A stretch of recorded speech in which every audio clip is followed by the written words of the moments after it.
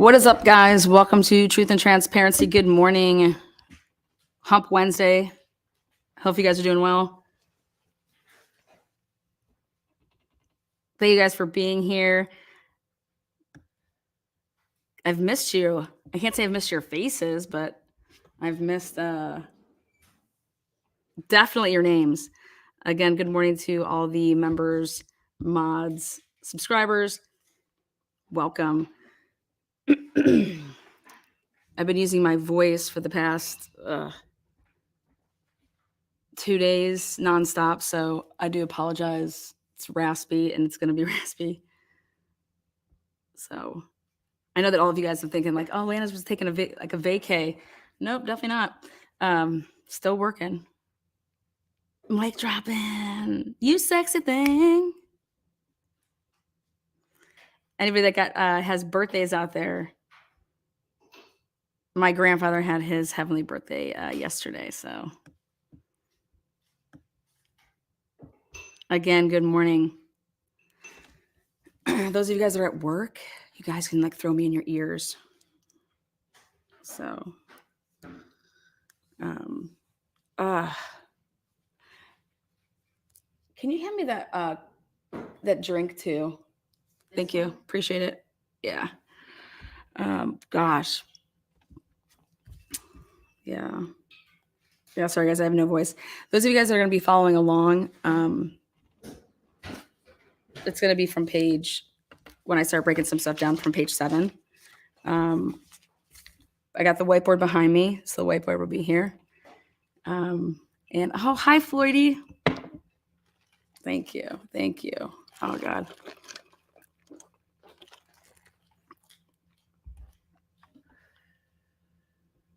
I don't think that video that I put out was Brian, but I don't know. Maybe they had ties to Brian, but I don't think that was him. That's my personal opinion. So, but yeah. Again, good morning to everybody. Throw your thumbs up, throw your thumbs down. Either way, make yourself known. Yeah, so bear with me with my voice. I'll have the whiteboard today. But what I have up here right now, and I really want to show you guys so you guys can get where I'm going with today's morning feature. So I'm doing a double feature for you guys. So tonight at 9:30, I have my pre-recorded video set for this. But this little 1 hour live that I'm doing here at 11:15 Eastern Standard is to really kind of get you guys to start thinking, because something that didn't make sense, and when you look at it like this, I think that it'll make sense that it doesn't make sense. Yeah, 2 in 1 day. It's a party over here. Truth and Transparency is popping off today. Yes. So yeah, we're going to go ahead and look at this.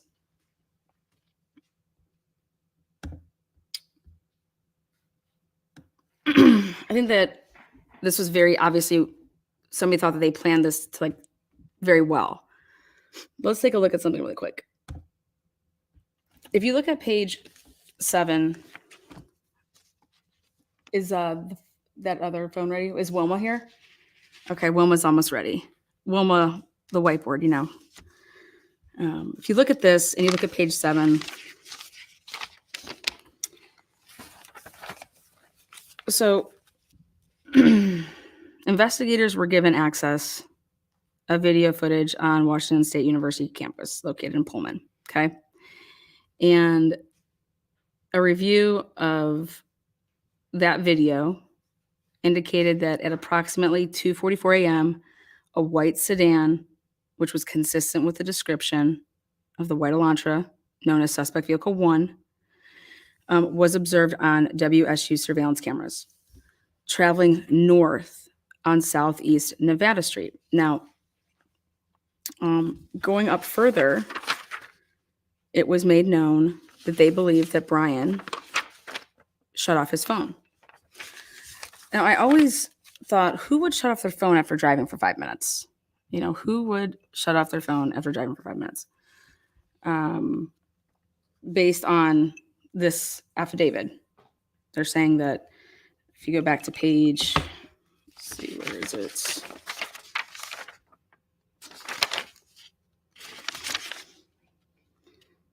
I think it's just right before it, page 5 or 6, right here. His last known ping was at 2:42, right by his house. So here's where we get, and I'm going to zoom in. Based on page 7, it's going to say that they see this. Take a look at this, guys, right here. So traveling from his steptoe apartments, okay? Now I'm just going with this way because they don't mention any way until you get to right here, this little cluster. But what immediately caught my attention, and Bella's, was, wait a second, this is just like on top of each other. This is 0.1 miles, okay? And it says that he was on one camera at 2:44 and at the other camera at 2:53, but there's no way that it would take you 9 minutes to do this right here.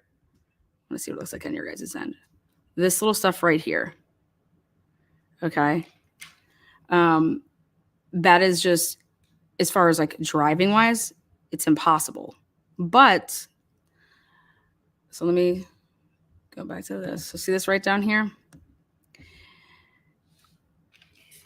Where it says Southeast Nevada Street and City's House as Northwest Stadium Way. It's because of them using the language that they used in the PCA.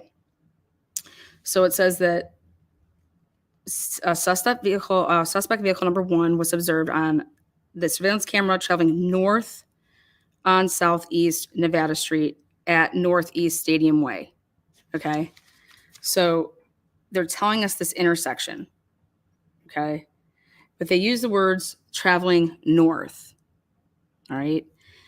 Okay. Then at approximately 2:53 a.m., which would be 9 minutes later, the white sedan, which is consistent with the description of the white Elantra known as suspect vehicle 1, was observed traveling, and I think that they meant to say traveling, it doesn't make sense when they write it. It's southeast on Nevada Street in Pullman towards 270. Southeast on Nevada Street, or is it southwest? So we have a question with that. Now, the reason we're questioning that is because they made a bunch of different mistakes. Okay, so now I want you guys to think about something. Again, take a look at your screen. Right here to right here. That is 0.1 miles. A 3-minute walk. A 3-minute walk. A 3-minute walk. This right here, they're saying just this portion. Okay, because whatever's going on over here. But when you type it in like they ask you to do, actually, Stadium Way.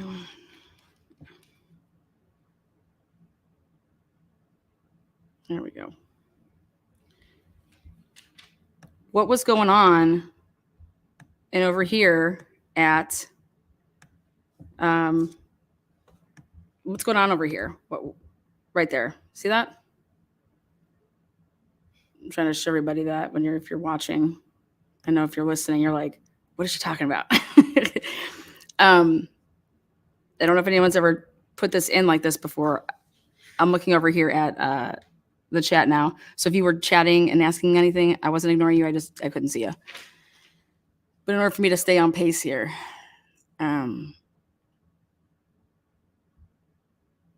so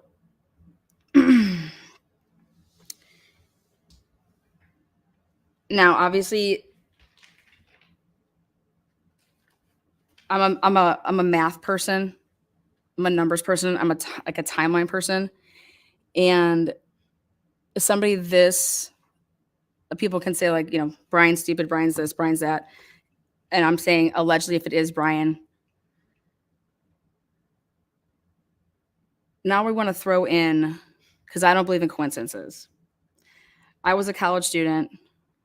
I'm out of college. We order our food late. But usually when you get home from being out, you usually order your food right when you kind of get home, you know? So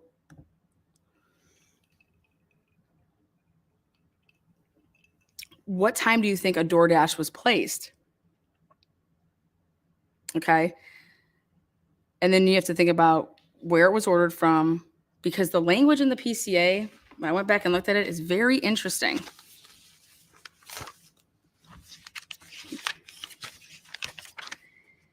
Said that DM and BF both made statements during interviews that indicated the occupants of the King Road residence were at home by 2 a.m.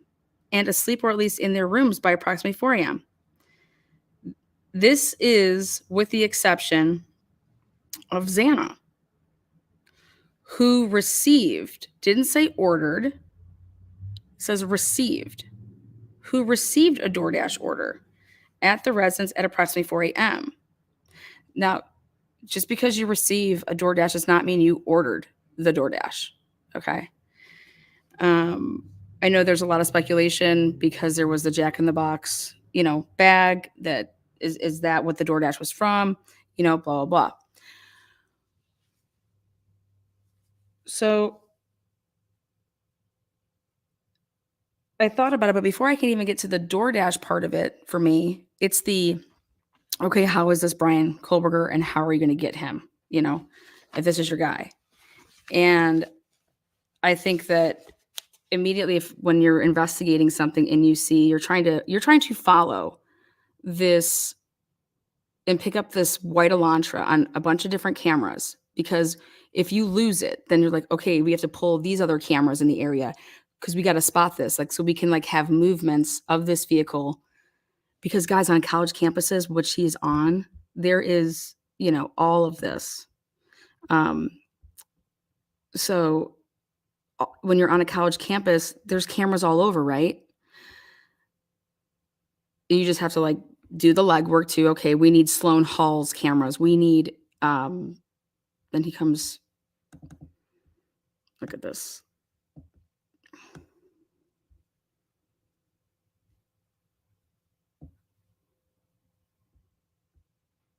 From here to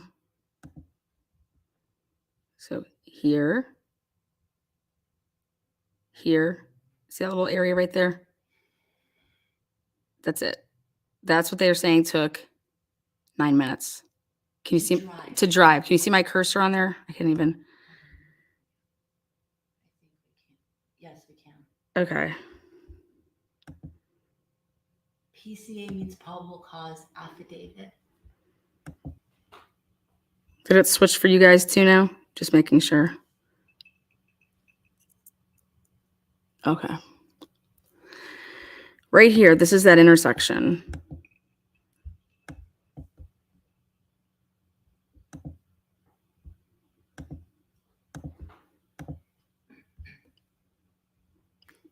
Just trying to give you guys so you could see it without, a map. But that's that intersection. And see this little way right here?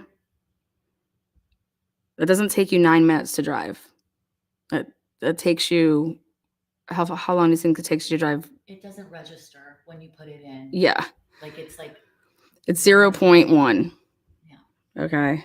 So, and then if you look at the language in the probable cause affidavit, and it's using vehicle suspect 1. I think that's interesting to me that you're saying vehicle suspect, it's 1. Do they plan on, is there 2? Okay.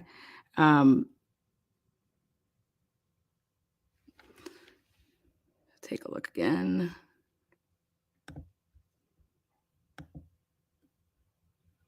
All right. Just boom to boom right there. It comes back over, it clicks back over for you guys. All right, I'm going to drop you that link so you can put that up there.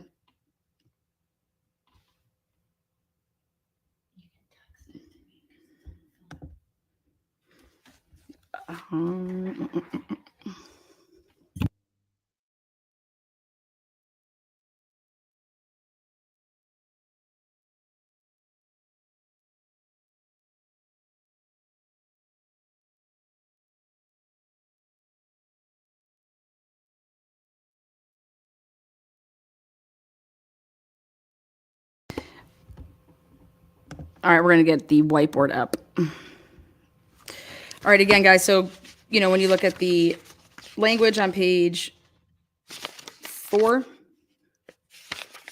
I'm sorry, on page 3, they're saying that with the exception to Xana, everybody's in their rooms, okay? This would be with the exception of Xana, who received a DoorDash order at the residence. Now, guys, when you order DoorDash, the way that this works, DoorDash does not come to your house and ring your doorbell, okay? What DoorDash does is they will send you a text message with a picture of the food at the door to let you know that it is there. Okay.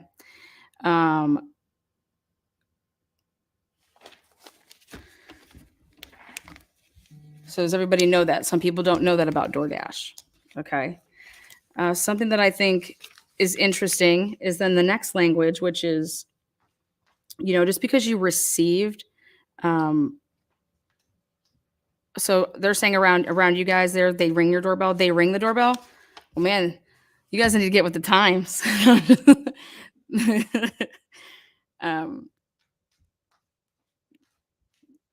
Idaho's behind. That's interesting. Some do ring the doorbell. Ask my dogs. I bet your dogs love it. So again, 4 a.m. DoorDash, knock, ring, but there's at least when I order DoorDash, I've never once had them ring my doorbell or knock on the door. Maybe I'll go back and check my settings and see if, and what I told them to do. Now you can give special instructions when you give a DoorDash. So you can say, hey, I keep getting screwed on my order. I want you to take a picture, blah, blah, blah. You can tell them to do stuff in that description. So again, I think it's very important language to show that on page 3, it says that Xana, received a DoorDash at the residence at approximately 4 a.m. Law enforcement then identified the DoorDash delivery driver who reported this information. Okay. Well, normally DoorDash is going to take anywhere between 30 minutes and an hour. Okay. So if there was in fact a DoorDash that was ordered, make sure close on that. Okay. If you're going to order DoorDash and it gets there at 4, then you ordered that between 3 and I would say the latest is 3:30. Okay. So again, if you're the one placing this order, now you can also DoorDash and send it to whatever address you want to send it to. Okay. You can actually create a whole new account to do this. You could use your own account to do this. All right. So back from the beginning though, when they told us that it was 3 to 4 p.m. or 3 to 4 a.m. Okay. They came out and said it was 3 to 4 a.m. They believe that this happened between 3 and 4 a.m. And now when this all happened, we said, how do you do this? How does one person, kill 4 people in a home? No one hears anything, especially knowing that there was 2 survivors. And then how does, how is it not like there's not some type of a fight, or, you don't hear screaming, or no one has the ability to call 911? How does any of that go? How does any of that happen? You also have the ability on DoorDash. Okay. It's a legit tracking device. It's a legit, like, you can track your DoorDash. When you order DoorDash, you can then literally sit there and watch your phone, okay, and watch it track, and it says where you're going to be, okay? So now, I think if anybody's been paying attention to my channel and the things that I've said over all the different episodes, I believe if it was not the last episode I did or the episode before, I said that I believe that there's a chance, I wanted to look into it, that could the people, especially now with the affidavit out, but was there two different time periods of these murders occurring that would have been, let's say, like in like a 30-minute window? Okay. And I'm going to explain what I mean by that. So when we first heard about this case and the family spoke and law enforcement spoke, they talked about Kaylee and Maddie's cell phones. Okay. You are,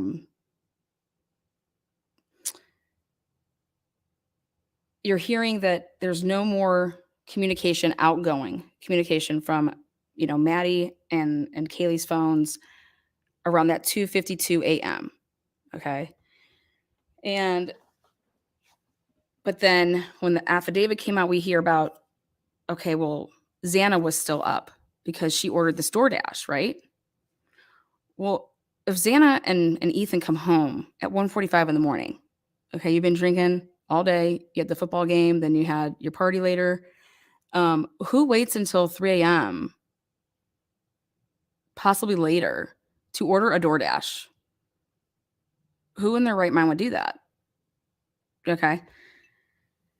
I just don't believe that you would. Like, especially if you've been drinking, you want to eat, you'd order it like when you got home. Nobody. You order it like when you got home.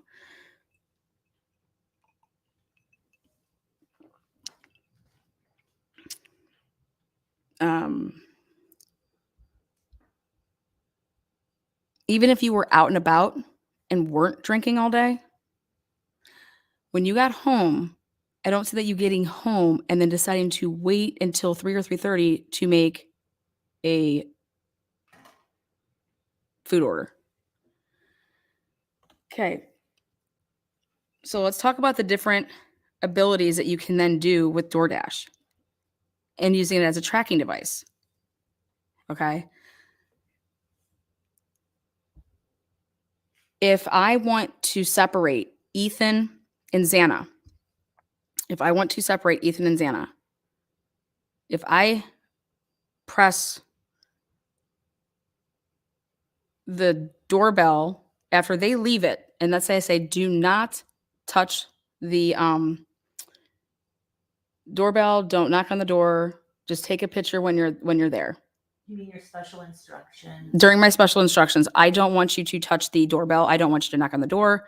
If you're going to wake up people in my house, tell me when you're there with a picture. Okay. So you would then know when this happened, right? And then you can then time up your own ring the doorbell, and then somebody goes down there. What does this do then? So Xana then leaves, allegedly. We don't know if Xana walked downstairs to get that DoorDash. Okay, we don't know that Ethan didn't do it unless we have somebody saying that. Okay. Your DoorDash is set for, there's a card hooked up to your account. Okay. And it could be a prepaid card. I could order DoorDash right now to 1122 from my house right now across the United States of America and literally have it sent, and it would be it would be at that place, at that location. Okay. So we don't know these things unless somebody's an eyewitness to it. Now, back on my last show, I said, and I really honed in on this, where are you getting the name Brian Kohberger from? You have all these Elantras, and then you supposedly get his name on November 29th from two guys that are working 20 minutes apart from each other. They find the same, they find the same vehicle. Well, then why don't you call him up and say, why don't you interview him? Why don't you see what's up? See if there's any connection, to him, to anybody, right? Why don't you just interview somebody? I mean, what did they do with all the leads that they got on the Elantras? What were they doing with them? Just curious. How did they go about, okay, hey, I see this white Elantra. I see that, here's the plate number on this. Here's the plate number on that. Well, they had a database and with the two different campuses and could have just pulled that and then researched who these people were. You don't need people running around. If anything, you would need stuff that I guess that you wouldn't have in a database. But they had this. And more importantly, they had this information when they did, and they had Brian Kohlberger's name when they did, but yet they put out that they were looking for this vehicle, on December 7th. So they then say that law enforcement identified the DoorDash delivery driver who reported this information. How did they report this information? Did somebody come forward and say, "Oh my God, I delivered to that house. I delivered to that house. That was one of my DoorDashes that night. I remember going there." How did that happen? Did somebody come forward, and say, because think about it. If I touch a bag, all right, and it's in my car, chances are like my DNA is going to be all over that bag, right? That I'm going to be then dropping off at your house. And oh my God, a DoorDash happened to be at that time. And then there's, 4 people are slain dead. Okay. But more importantly for me, like, if they're up, if Ethan and Xana are up, even if she got a DoorDash and walked downstairs and came back up and they're awake, or at least to the point of they're not like, how are you able to, in my eyes, kill Xana and Ethan in the same room without it being like not little whimpers or not little cry? You would be screaming out for help. Like, it'd be like a loud, like, someone call 911, so like, and then you're like that. I just feel like that's the type of stuff that would be said unless you're able to separate these two people. You're able to separate these two people. But how would you be able to separate these people? How do you know who would go and answer the door? How do you know any of that?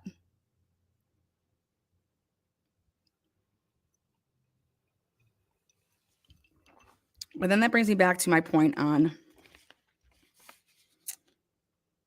9 minutes is unaccounted for. That this car is literally in the same spot for 9 minutes. From 244 to 253. It's like, what is it doing? What's this car doing? And the probable cause affidavit doesn't say it's the car then pulled over and stopped. That's not written. So The probable cause affidavit does not say that Xana ordered it. It says that Xana received it. Also, when you say that you received something,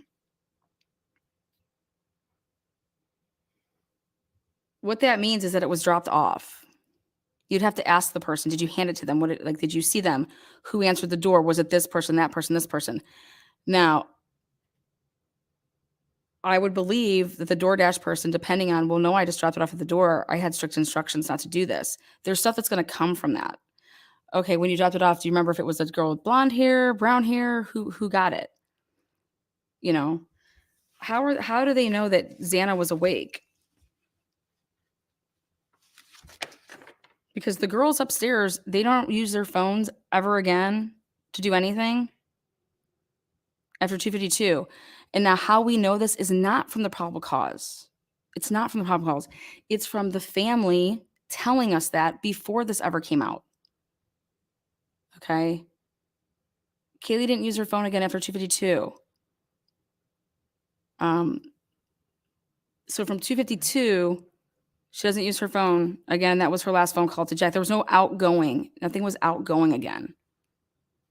And that didn't come from the PCA. That came from the family because they had her phone records, right?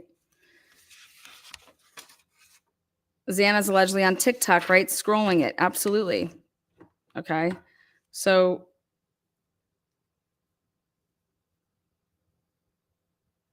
Brian Kohberger, okay, just because the DoorDash was left at the house at 4 o'clock, if the DoorDash was told to just leave it there, he can then press that doorbell or take the food and bring it to the side door. Okay.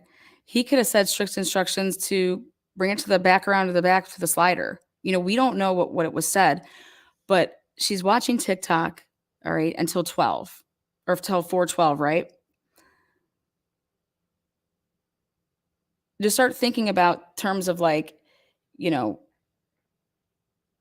him getting there when he was really there and making all, circling around and whatnot.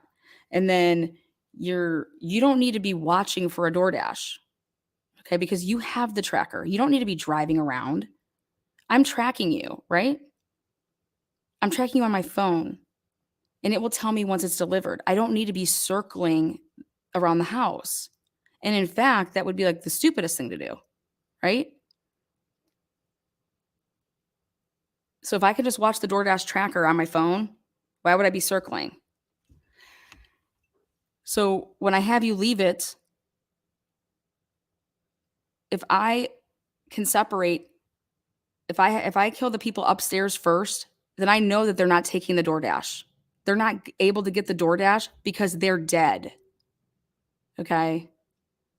People are saying they're not following. I'm saying that people that say that Brian Kohberger or whoever did this committed the crimes between just 4:04 and 4:17, that is not written in here, except they say they believe that the crimes happened between 4 and 4:25. Well, why? If his white Elantra is there by 3:29, why couldn't he have killed between 3:29 and 4 the people upstairs and then uses the whole purpose of because the people downstairs were they were still awake. So why couldn't you kill the people that were upstairs first? Who says that he didn't enter from the top balcony because he had it unlocked earlier that day? Why don't they talk about any of Brian Kohberger's movements throughout his whole day that day? Why aren't they talking about where Brian Kohberger's phone is that whole day of the murders? Where is Brian Kohberger's phone? What was he doing? Why is it not even in the probable cause affidavit, right? Yeah, why is it not even the probable cause affidavit, period? Like, you tracked his movements from 2:44 a.m. Well, what did Brian Kohberger do the whole day? I'm curious because I think it matters. How did he prepare? Yeah, how would he prepare for this? So going back to, remember originally these murders happened between 3 and 4 a.m. Okay, then we get the PCA and it's between 4 and 4:25. Then we see all this car movement and it's at 4:04 that we last see it. That means he still has to get out of his car and walk. And the eyewitness testimony, okay, that's never going to hold up compared to evidence. Your eyewitness testimony is actually your worst testimony. Okay, especially when you're on the stand and you have to, yes, I was drinking all day. Yes, I have nightmares.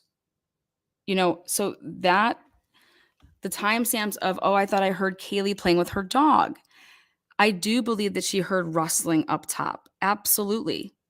But why are we pegging that it would be at 4 a.m.?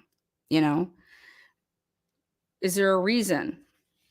Is there a reason that certain things have to be said at certain times? Because this PCA is all to make sure that Brian Kohberger is arrested.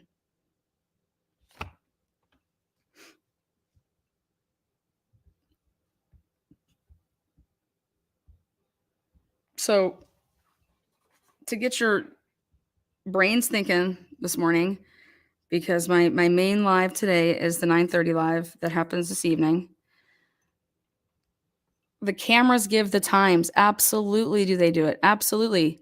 Well, we have Brian Kohberger's vehicle in basically the same location for 9 minutes, from 2:44 to 2:53. His vehicle literally that they catch on the camera, but it's going different. It's going opposite directions, guys. And most importantly, this is the time that he turns his phone off. He turns it off at 2:44. No, like 2:46. 2:47 actually. He's on it for it was catching for 5 minutes. It was from 2:42 to 2:47. So again, this is all going to be, but where his vehicle is seen on the cameras, and I said, well, I think that the defense would have a field day with this part of it, that you have a way to launch it. So listen to this again. It's a page 7. It's the last paragraph. Okay. When you actually put it on a map and you see how far stuff only is, then you're like, wait a second, how did Brian Kohberger only go 0.1 miles in 9 minutes? It's just not possible, right? I mean, it is. That means you pulled your car over and you sat somewhere for 8 minutes. Okay. So again, investigators were given access to video footage on the Washington State University campus after they review of that video. Okay, I believe in language. So let's go ahead. I'm going to take it to the whiteboard here. Hey, ready? Okay. All right.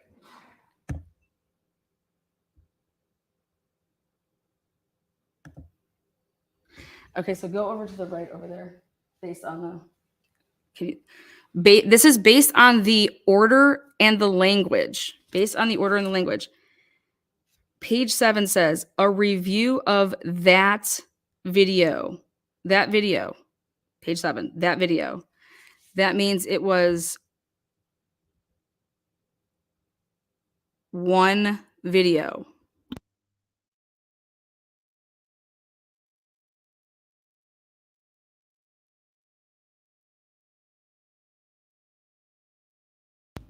Again, based on a review of that video. Let me say that really quick. You're off screen right now. It's gonna do shit. And then just say right there. Over there to the left. Right down at Brian's apartment. There you go. There you go. There you go. Thank you. Thank you. All right, here you go. Going back to the whiteboard here. Brian's apartment, 242. Now follow the blue dots, come all the way down. 2:47 a.m. last ping. WSU camera, stay on that to the left. No, north, right there. 2:44 a.m. That's your first on the affidavit here. 2:44, South Nevada Street, southeast heading. Then the next one, we follow the red, South East Nevada Street, 2:53 a.m. Okay. So between the time, say it right there, between 2:44 and 2:53. Okay. That positioning is 0.1 miles. He shuts his phone off. Okay. He shuts his phone off at 2:47. Between that time frame of this 0.1 miles, that's where his last ping, it happens between that. Okay. Then he is not seen, or this white Elantra is not seen again on camera until 3:26 a.m., 3:27 a.m., 3:29 a.m., and then at the 3:29 a.m., it makes the 3 passes. Okay, so it doesn't give us exact, but it's saying between 3:29 and 4:02. Then between 4:02, you see it till it gets to 4:04, and then 4:20, you see it flying out of there. Okay, so go back to the top up there to his apartment. Zoom in on his apartment. Again, Brian is alleged to be in his apartment. He leaves his apartment. And this is from the 12/23/22 is the data, is when they went ahead and did this historical data. Okay. Then go on down. 244. Now actually take the dotted lines to go up the red right there. My first red flag with that is Brian would have been at 1122 King at 3:15 a.m. This is why this is important. Go back down. Essentially 15 minutes is missing. Essentially 15 minutes would be missing. If you're on the cameras and you're sitting and you're in a location that from one camera to the next is only a 0.1 mile difference, but it took you 9 minutes to get to that other one and it's coming in different directions, do you understand that in trial, they're going to say that that's not the same Elantra? You guys understand that, right? They're going to be able to argue that. They're going to be able to argue the amount of time from 2:53 to 3:26. They're going to be able to argue this.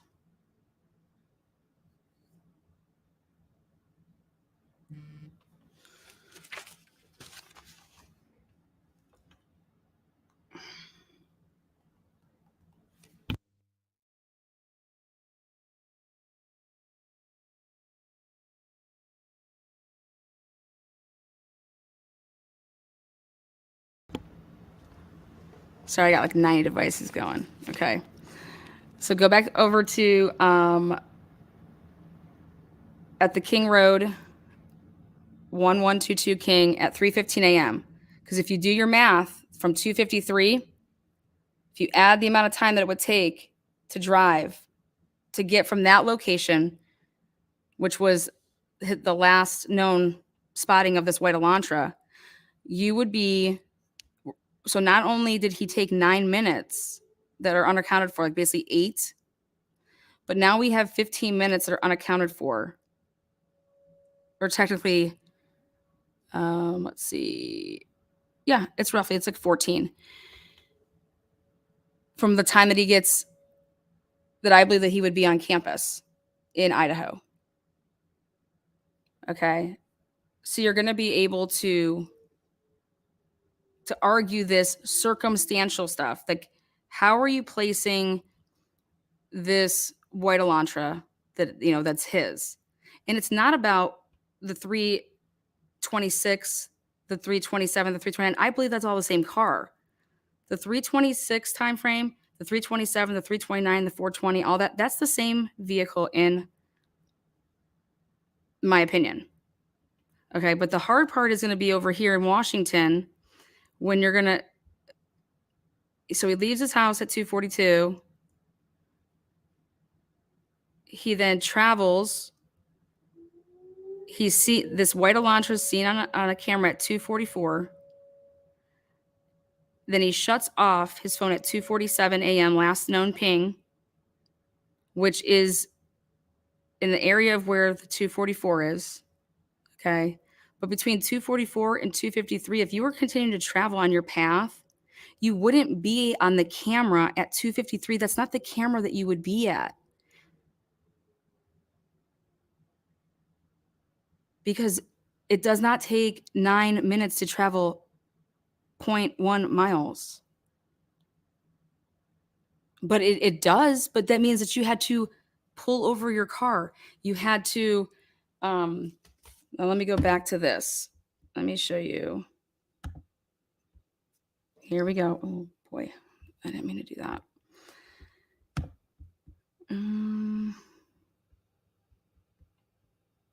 Go back like this.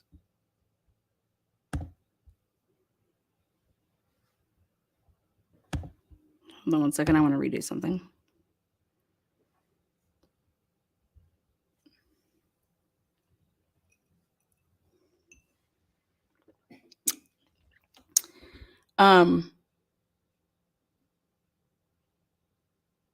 If any of you guys watched my Dylan episode on the bedroom, okay? Bedroom 3, her bedroom, is the most accessible bedroom from entering from the slider. Does everybody understand that?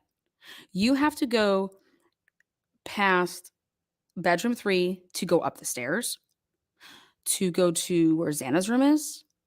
The slider, I mean, bedroom 3 is the most accessible bedroom. Wouldn't that be so if you came in the slider from the kitchen, it dead ends into it. So why wouldn't you go in there? Why wouldn't you go in there? Why wouldn't you go right into that bedroom?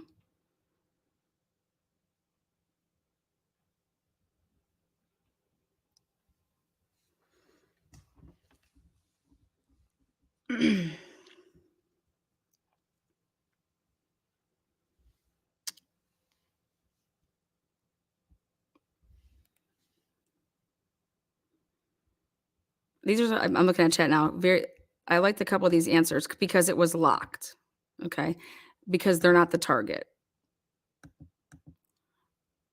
Perfect. Because they're not the target. Because it was locked. Not the target.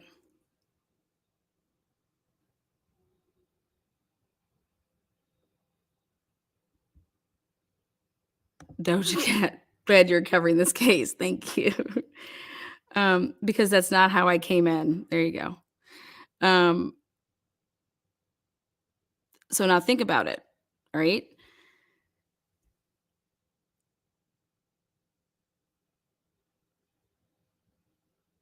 What would you do? What would you be doing in a 0.1 radius? Okay. For 9 minutes. What would you be doing?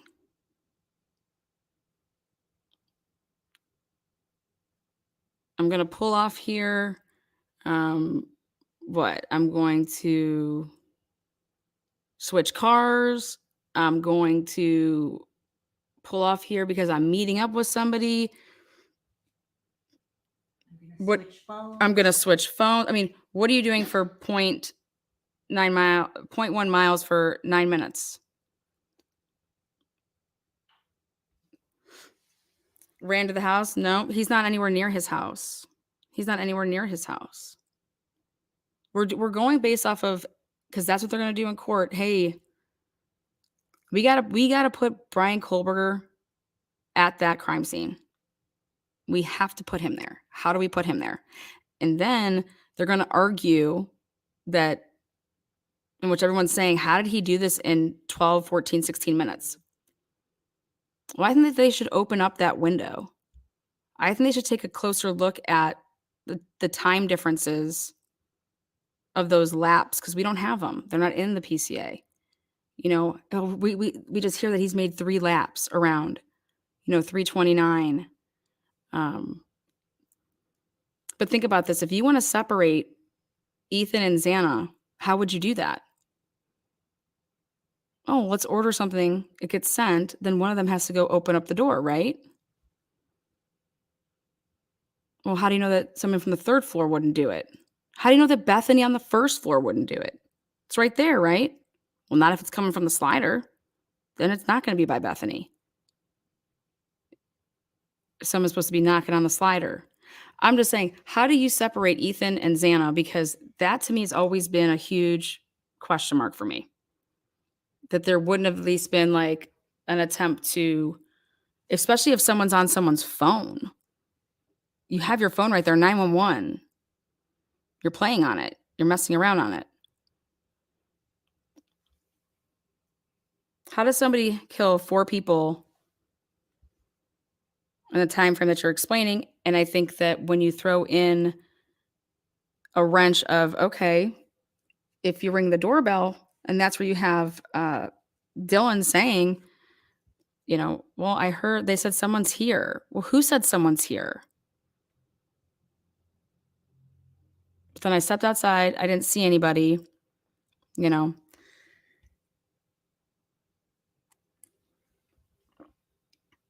The prosecution has to make up for that 9 minutes. I don't believe that they're talking about it in here just because they don't feel like they have to. I do think it's relevant.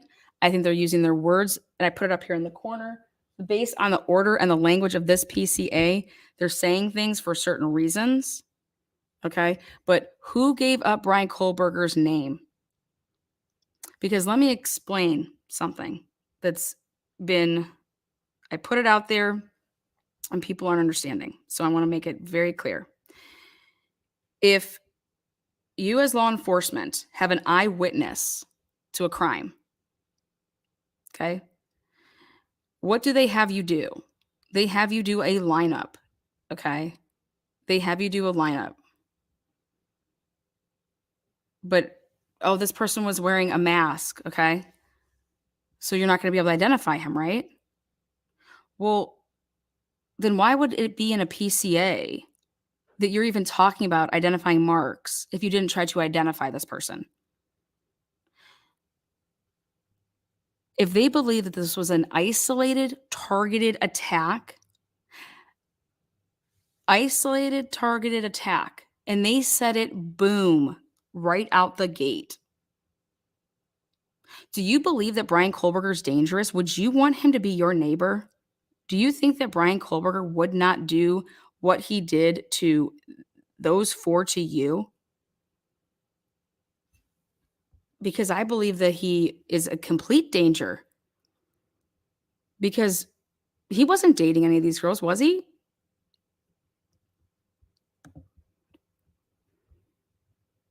But when you would have the information of the people that were attached to the different Elantras, and they were in the age range, and they were the type and the figure that your eyewitness saw, even if they weren't your eyewitness and it was someone like Bethany, you need to say, ladies, I'm going to show you 6-packs, they're called. And there's 3 photos up top and the 3 photos are on the bottom. It's called a 6-pack. Okay. Do you recognize any of these people? They're from their driver's license. Okay. And then they look, no. Oh, yeah, that's Tommy. He hangs out with us all the time. He's like a junior. He's in like, you know, whatever, SIG-EP or whatever. He's in something. But you want to ask these girls and friends if they have ever seen people so that they can start making connections, law enforcement. Because in a PCA, you would never write this right here. They had to write it in such a way to protect how this happened. If you turn to page, if you're following along and you have your PCA printed out, if you turn to page,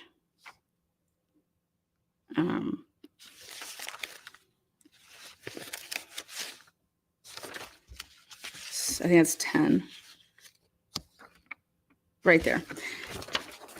It's 10. Officer Whitman also ran the car and it returned to Kohberger. Then the WSU campus security gave this information to Payne. Payne said, I reviewed Kohberger's Washington State driver's license information and photograph. This license indicates that Kohberger is a white male with a height of 6 feet and weighs 185 pounds. Additionally, the photograph of Kohberger shows that he has bushy eyebrows. Kohberger's physical description is consistent with the description of the male DM saw inside the King Road residence on November 13th. period. Any law enforcement, anybody that would be in law enforcement, I don't care if you are a rookie, would take that driver's license photo and put it in a 6-pack and be asking not only Dylan, but they would ask Bethany, and his photo would be mixed up with other people's photos. Okay. And you would ask them, do you recognize any of these people, or any of these people, have they been around a party, anything like that? Why wouldn't you, as law enforcement? You would want to know if they recognize these people, any of these people. So oh my God, yeah, that's that dude. Oh my God, he's always at this. Oh my God, he's always at this place. Right? As law enforcement, that's what you would do because that's part of your job. Then, when I found out from my source that the surviving roommates had never spoken to the Goncalves family, not either one of those surviving roommates. At the last time that this was right before the arrest. Right before the arrest. I said, have you spoken to the surviving roommates? No, we haven't spoken to the surviving roommates. My source. Won't be giving it up. When I heard that, it's not because they're cold-hearted bitches. It's because they're damn witnesses to something. And they're not allowed, we cannot jeopardize this case. Because who wouldn't be all talking with the family and saying things like, I'm so sorry for I can't believe, you'd be like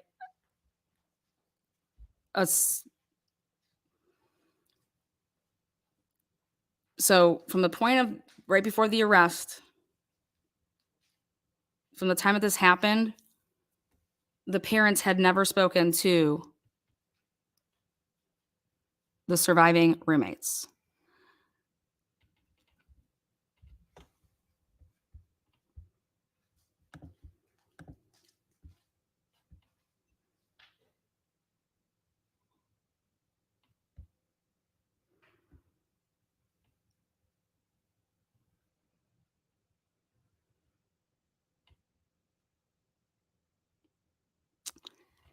Join me 9:30 Eastern Standard Time tonight for the pre-record video and a follow-up live.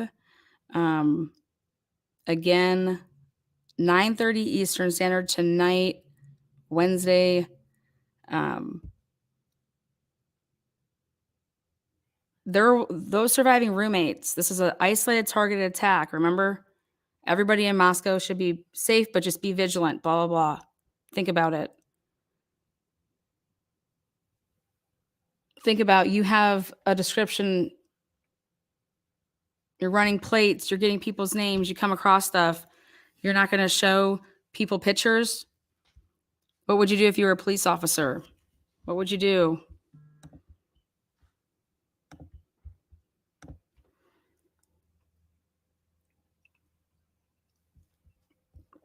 All right, guys, I made it members only here for the last 30 minutes. So I'm going to look through the live chat now so we can talk to the members here in the last 30 minutes. What do you got for me? What do you guys think? I can go back to the whiteboard. But the big part of this breakdown with the live or with the pre-record that's going to happen tonight is that 0.1 miles. That 0.1 miles. Do you believe that Brian had anything to do with the DoorDash? Do you believe that the DoorDash guy gave up Brian? What's up? Want to hear from you guys. Write in the comment section. Give the video a thumbs up, thumbs down. As a member, I want to hear from you. Hot AM radio. Hot AM radio. There would be a reason that you would stick on Brian Kohberger when you are coming across all these tips, 20,000 tips. Why Brian Kohberger? I'm saying that you need to look at things because boom, just a white Elantra reappears. Well, his white Elantra was just there 8 minutes ago. How are you going to say that this is his white Elantra? I mean, what was he doing? What's going on here? No, it's a different white Elantra. How do you know? Well, because it's got it doesn't have the front license plate. Okay, great. Then why is he in the same area, same spot, 0.1 miles, took him 9 minutes to travel? What is up? What is up? DoorDash is type different. I want to know if she ate it. Yeah, we're also gonna know what it was. You guys, it's a college house. There's different types of bags. Could it be? You guys do know where that Jack in the Box is. It is in Pullman. So I have that for tonight. You guys are gonna see the path that would have if Brian Kohberger, in fact, had an accomplice. Was it the person that went to pick up the DoorDash with his, did they intercept the DoorDash? But I said to myself, no, you don't need to do that. You don't need to do anything like that. You will be able to track the DoorDash with the app. Everything nowadays, guys, you are being monitored. When they say, oh, can I use your locations for this app for just when you're, it gives you that option. Start hitting only when using app. Welcome to the TNT family there. Seems like there would be lots of data for the DoorDash order. Yep, there should be. What's up, all saying? DoorDash just missed BK by minutes. They did not cross paths. What was Brian doing what was the person in the white Elantra doing between 3:29 and 4:02? We don't know the time frames of those loops, but he loops and he's gone. Kaylee's phone and Maddie, we don't hear from them at all after 2:52. Do I think that Dylan could be confused on what she heard at 4? Yeah, why wasn't it at 3:30? Why couldn't Kaylee and Maddie be deceased because they were the first at 3:40? Okay. Xana and maybe there were people in the house until, because if you read that PCA, the language, it's all about the language. How does anybody know that everybody was in their respective bedrooms at 4 a.m.? Who is testifying to that? Where are they coming up with that? Who is telling them that DM and BF both made statements during interviews that indicated that the occupants of the King Road residence went home by 2 a.m. And they used the word and asleep, or at least in their rooms by approximately 4 a.m. How would you know this? You would have to be the last person to go to the bedroom. If I was hanging out with my friends and they said to me, well, when did everybody go to sleep? Well, I don't know because people were awake and I went to bed at 1. So I wouldn't know that everybody was in their beds by 4. I would have to be the last person. I would not be able to say the words and. If you guys ever want to make sure that your kids do really, really well in the SAT or the ACT, take the college prep ACT practice round and go to get this. It's called I learned this, and there's keywords to look for when you take that test, which is and or yada, yada, yada. But that always stuck with me back in high school when I was like, oh God, I have to take an ACT or SAT. Like I just got to pass, get a certain number. That's all they cared about for scholarships back then. I don't know what it is now. But my mom is like, do you want to go get this? Do you want to take this class? And I was like, what? She's like, well, yeah. I was like, no, because I don't need to get like a sweet, I just got to get to a certain point. Like I don't need an academic scholarship. I have an athletic scholarship. I just have to have a certain, So it was funny, but I went and took it because I appeased my parents. And I was like, yeah, sure, I'll do it. And I was listening. It was like a 6-week class once a week in high school. at 6 o'clock at night from 6 to 7, and I'd bring freaking Taco Bell with me every week, and got in trouble for it. But and I'm sitting there, and I'm like, oh my god, this is what I took from it is these, and or between all these triggering words. So, anyways, that's my little tidbit. Um, what's up, Allie? What's up, Kathy? Thank you so much. So yeah, needless to say, that's what I took from my ACT prep. But have your kids definitely take it because it's all about critical thinking. They teach you trigger words, and they were just like, you can eliminate this answer because it has this word in it. And I'm like, wait, what? They're teaching you basically how to cheat on ACT, not SAT. I felt like I was like, what's going on over here? So based on the key words in here, we were told that the girls went to bed, they were asleep, um, they weren't witnesses, they weren't perpetrators. So now when you look at all these different things and you pay attention to, well, if I lived in Moscow, I'd be pissed. I'd be pissed that you're saying this is an isolated targeted incident on day one, day 2, day 3, day 4. So we shouldn't be scared. We shouldn't be scared about this. But yeah, I mean, I think Brian Kohberger was an isolated targeted attack. Come on, man. Sure, because that's who that was going to be. But where's the connection here? Where's their connection that he would be pissed or something like that? There's no motive to kill these people, right? So you cannot say that. You need motive. You need motive to have something be an isolated, targeted attack. Well, doesn't that tell you they knew something back then?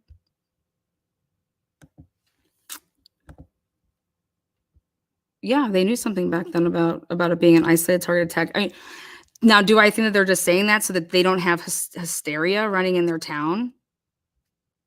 Yeah, I do. I do believe that, but I believe they caught shit for that. I believe they should catch shit for that. But should they be praised for getting the right person? Absolutely. So it's just, I think that law enforcement is going to be able to talk about those 8 minutes, and it's not in the probable cause for a reason. And you're going to hear more about that tonight.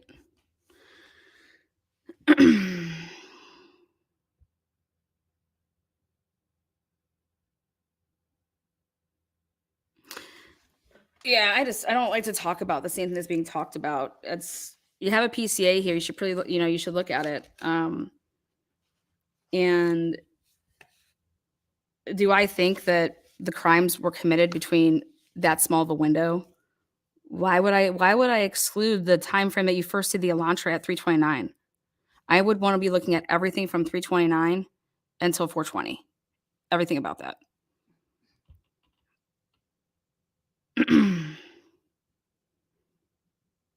Do I think that the name Brian Kohberger was on the radar before it was found on that car on November 29th? No, I think that what they were doing is they were policing things based off of running a database, and you're looking at like anybody that would be black would be out, anybody that's a woman would be out of your first initial, like, because you're trying to get somewhere because you believe that it was a guy. But what if the car is just registered to the woman and they have so that's where the profiling comes down. That's where you're eliminating things at first to give you like, here, we want to look here first, and then we'll widen our search.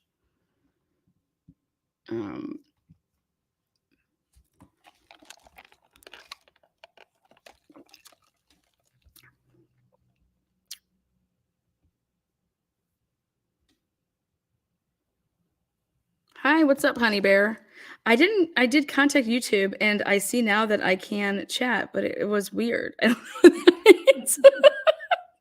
Well, I'm glad that you're able to chat. What's up, honey bear? Woohoo! Honey bear, we can see you, girl or boy. Thank you there. New members.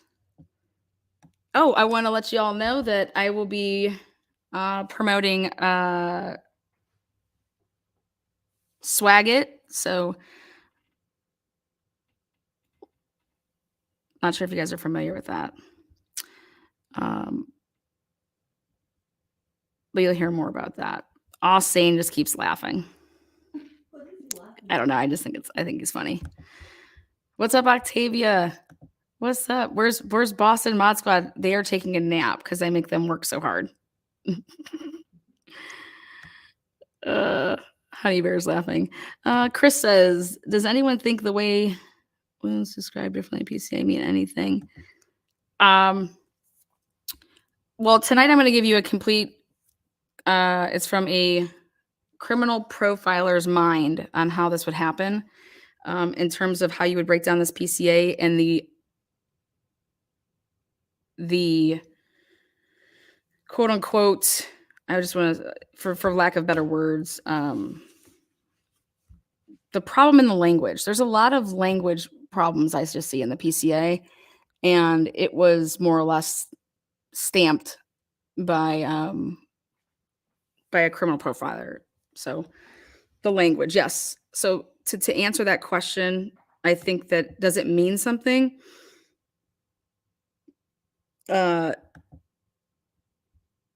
Yeah, it means something for the defense, I think, more so than anything. Sane says, oh, he LOLs all the time because I crack him up. Well, good. At least we can laugh at my crazy antics. Want to give a shout out. You want to know who did? I got to catch his video that he made. Loved it. I'm a huge fan of Crime Circus. Love his makeup. Love his approach. If you guys haven't heard of him, go check out his channel. Like I said, huge fan, huge mind, brilliant human being, very articulate and to the point, which I love. Blunt and runs just, a great channel with very, very good, solid information, whether it is his opinion or it's logic. It's logic is what it is. And I love logic. Love it, love it, love it. So if you do not know, check him out. Thank you. Thank you. Hard work. Oh yeah, I'm going to pull up the whiteboard here for the members. I saw his video just before yours, Lana. Crime Circus is awesome. Yeah, totally. Yes, yes, yes. What is up? I saw my Eagles fan. What's up, Eagles fan?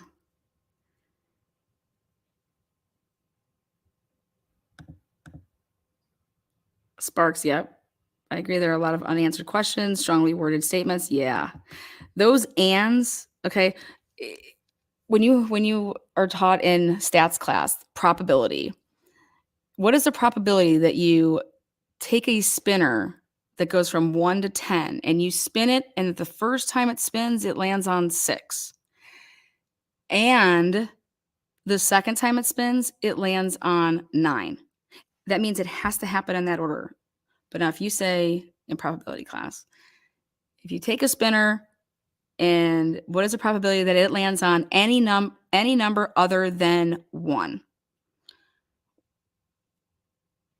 And then on the second spin, it can land on 2 or 4.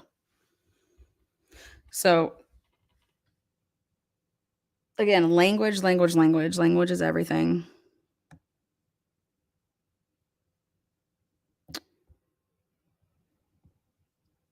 Drip drop. Yeah. I wonder if he gets shit for putting on a scary mask when he does his lives.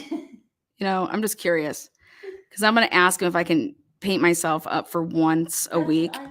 Yeah, I want to paint myself once a week, but I want him to do I want to know who his artist is because that's who I want.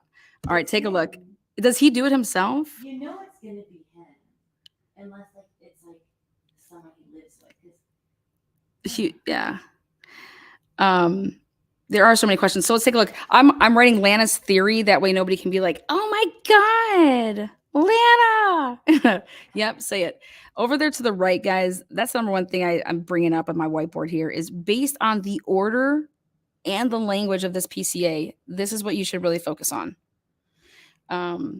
So when you go down from that and you're going to see more about this tonight is that Brian Kohberger, why would I give you my real name? Why would I ever give somebody my real name if I am plotting something like how sick this is? Like how sick this is. Okay. Why wasn't he ever questioned? Why wouldn't you, question him? They never attempted to question this man. And people say, well, you don't know that. You don't know that. Let me tell you something. If it's not in the PCA that they would have attempted to question him, think about that. What PCA have you read that unless you are literally picking up somebody based on the fact of like you more or less like you're coming across like a serial killer over all of these years, but I still even think that you would because you'd want to see if they would what they're going to tell you. You want to use what they say against them. You have the right to remain silent. Well, only for arresting me, right? I can just remind you of your Miranda rights. Hey, you don't have to talk to me, things like that. But if I'm not placing you under, I just, hey, you own a white Elantra. We're calling everybody that has it. You would have an out. You have an out as law enforcement. And people could say, oh, well, it's because then he'd be on the run. What are you talking about? You already know where he is. You already have eyes on him. Why wouldn't you take a chance to talk to him? Let him say no. Do you think he's really going to say no? Or are you afraid of what he's going to say when you talk to him? So think about that. Think about that. It would be in there if they talked to him, in my opinion.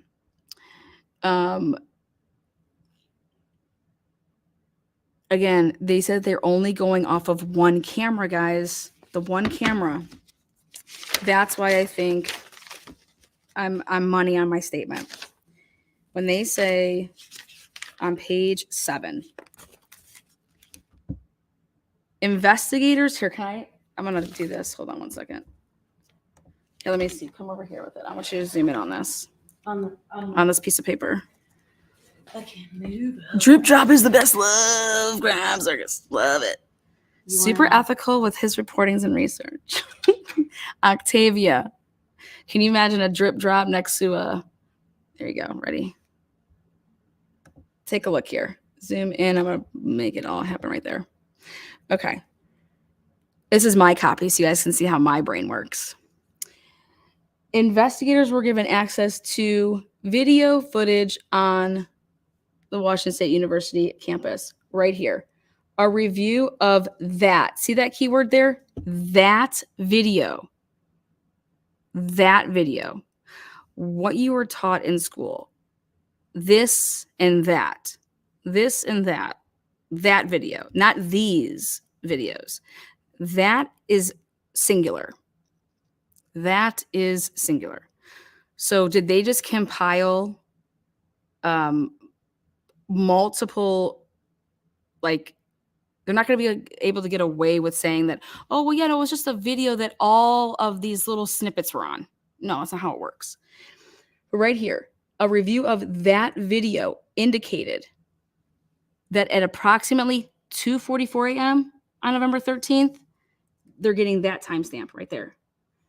Then they say that was observed surveillance cameras traveling north.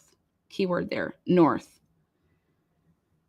At approximately 2:53. See how right here, they do not then indicate that it's from a different video. It's from the same video. Okay.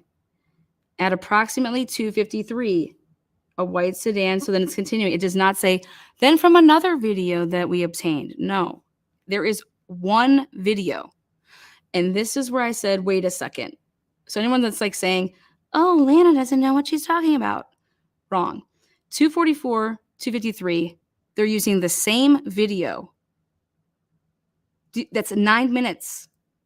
9 minutes they're using the same video, right? He only traveled 0.1 miles in 9 minutes. 9 minutes right there. 9-minute travel, 0.1 miles. It's a 3-minute walk. 3-minute walk. This is how my brain operates.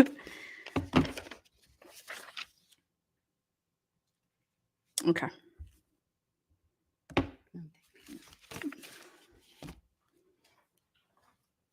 So you got one video, the same surveillance video, 244, 253. And then in between that at 247, poof, Brian's cell phone disappears. Poof. His cell phone is not hitting anything anymore. But neither is his car. His car goes kind of poof too. Because then it shows up that they want to label this same vehicle that from one point to the next point was only traveled 0.1 miles. And what they're going to have a hard time arguing is that it's the same Elantra.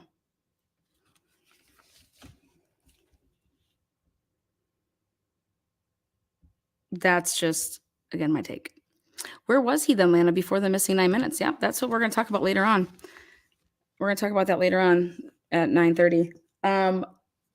Also, where was Brian Kohberger all day? In this probable cause affidavit, there is not one single mention of where Brian Kohberger was prior to basically 2:30 in the morning. Where was he? This is a guy that's about to go and commit one of the most heinous crimes I've ever heard of in my life. If not, I think it's the worst, to be honest. I think this is absolutely by far just to know that this could actually happen is, if you have kids, it's crazy. It's horrible. But where was Brian Kohberger all day?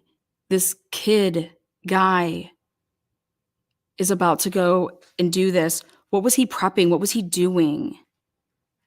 Where was he? You say that he travels all these miles, right? He's always in his car driving. And we're going to get into that a little bit later at the 9:30 time. Where was he?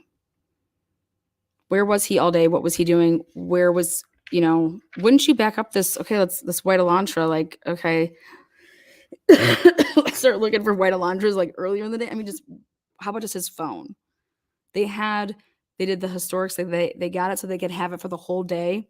Why is there no mention about his pinging of that cell phone at all? At all throughout the day? They didn't ask. No, they did. They did. They went all the way back to. They did a 24-hour period before the crimes and 24 hours after the crimes. That's what they got the search warrant for. That search warrant on December 23rd. This is why I was given Ashley Banfield. Like, she wanted to go there with it. I know she did. But she's rocking a great job. She's not going to say too much. But this is what she's referring to. Oh, they got they were able to get historical data in a search warrant on December 23rd for his phone. Okay? Because they got the first one and it was 3 to 5. And guess what? He's not anywhere near that home, or at least it's because all they were able to do with that search warrant, and I'm going to get into that later tonight, is they just looked for the towers and if his cell phone hit off of a tower. Again, I'll get into that. But they then got this warrant approved that, yep, that number, let's go and see his historical data. Well, how do you think that you obtained that search warrant? How did you obtain that? What do you think they wrote to obtain that? And do you think that they did this with everybody? That's why I kept saying it in my last video that I said, how do you get to Brian Kohberger? Think. How do you get to him? How do you this is our guy, right? How? Well, what do you think was written, and why would a judge sign off that, yeah, you can have this? Well, because of that six pack. That six pack I'm talking about. That keg of beer. Some people are like, oh, Lana's talking about a six pack. Talking about a six pack of it's what you call a photo lineup. Six pack. That's so what was Brian Kohberger doing? They got to go all the way back. What was his phone telling you that where was it pinging? Was he just sitting in his home and it was pinging? Was it on? Was it off? There is nothing in this PCA about what Brian Kohberger was doing leading up to the murders. And I think that that's interesting. Not saying that they don't know, they clearly know, but it wasn't in the PCA. And usually when things are in your PCAs, it's either because you're saving it or because it doesn't help your case. You need to just arrest this man, right? Okay. Well, we're going to find out on the 12th here what's all said about I do believe that he's going to plead not guilty. And it's not going to be long. But my question is he going to waive his I wouldn't be waiving anything. And I don't believe he is either. I'll be shocked, to be honest. You want a preliminary hearing. You want to have this preliminary hearing, don't you? Preliminary hearing is, we're going to see if this can even stand. Okay. So a preliminary hearing, you get to see some of the evidence against you. So I don't see Brian Kohberger waiving that. What do you guys think?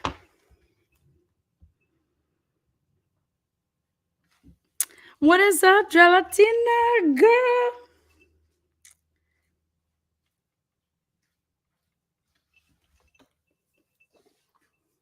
Did he have a burner? How do I know? I don't know if he had a burner. I know there's YouTube creators that have burners. So I think that if YouTube creators have burners, I mean, I would think Brian Kohberger has a burner. Who needs a burner phone? I don't need a burner phone. I'm still bringing up a stingray. He will drag it out. He has nothing to lose. What's up, BJ? How are ya? How are ya? Mandy Joe. Bella, what amendments did you say he used? I don't know what amendments. Bella, what amendments did you say he used? Okay, yeah. Heather says, I agree. He's not waiving anything. He'd be foolish if he does. Yeah, just about as foolish as Chris Watts waiving his, right? Didn't he waive his? No way is he waiving anything. Yeah.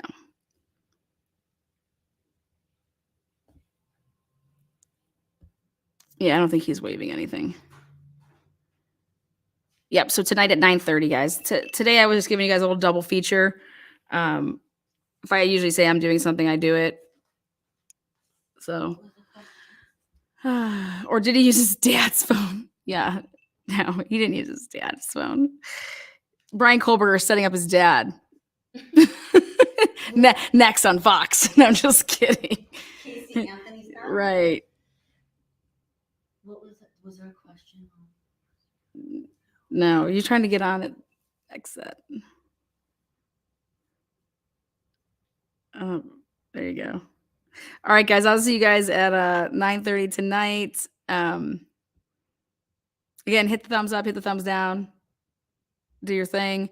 Make yourself known. You have a voice. You have a thumb. Use it. Consider becoming a member of this channel, Truth and Transparency, and consider being kind to one another. No need to show your ass in chat.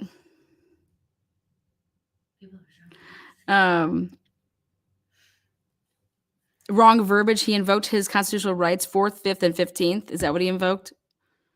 We're going to talk about the there's also, everything that was going on over there at his apartment, and we're going to talk about that at 9:30. Yeah, I'm going to be doing a nice little roundup at 9:30. You guys are getting a double dose of Lana? Yeah, double dose of Lana. Woohoo! Make it a double. Bye, Steph. What's up, Steph? Drinks tonight, yeah. It's whatever you want Wednesday. Hump day? Yeah, come and bring a beverage. You know, Grammy, love your channel. Wish you were on more.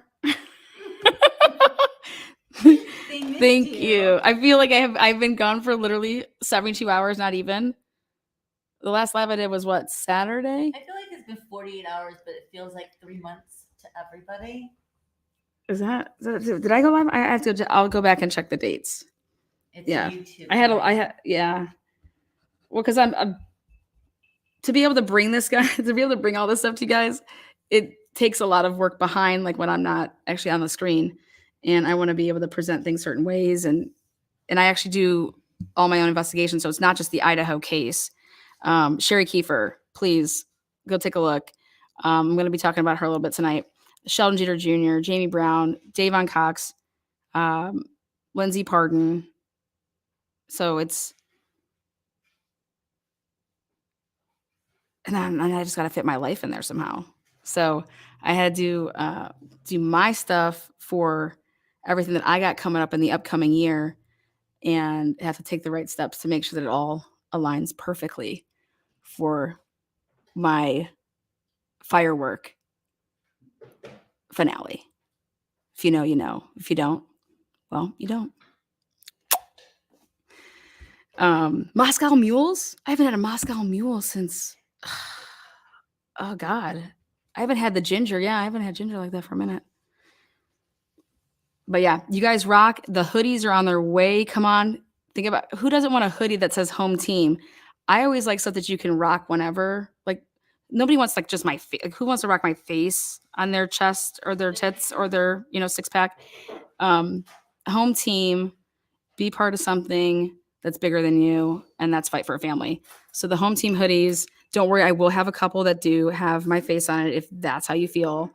I'm not going to exclude you, but you guys are awesome. Love at the end, we can joke around a little bit. Mike dropping, best woman I know, that's up there in those states. I'm not trying to dox you.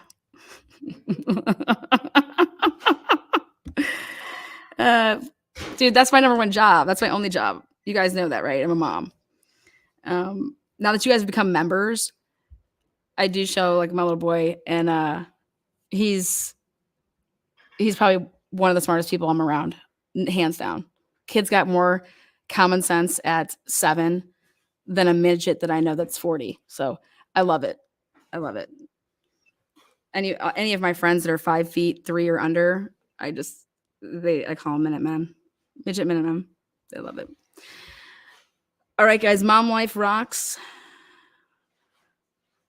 Be kind to one another.